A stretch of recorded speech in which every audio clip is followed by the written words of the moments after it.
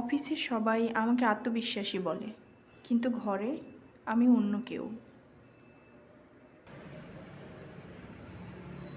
বাহ, তোমাকে তো খুব সুন্দর লাগছে। অবশ্য আমার একটা চয়েস আছে বলতে হয়। আমি ক্ষমা চাই, কারণ চুপ থাকাই সহজ। Hello boss.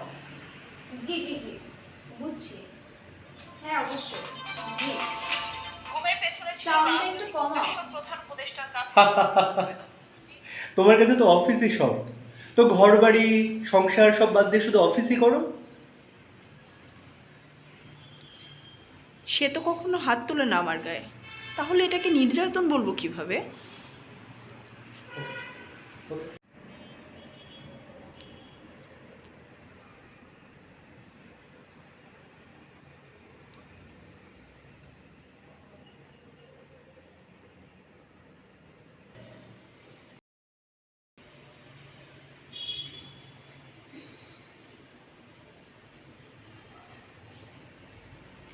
আমি আসলে ভিতর থেকে ক্ষয়ে যাচ্ছি।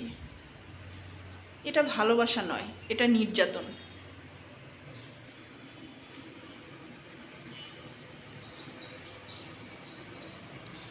আমি সিদ্ধান্ত নিয়েছি, আমি আর তোমার সাথে থাকবো না। চলে যাচ্ছি আমি। ভালো থেকো।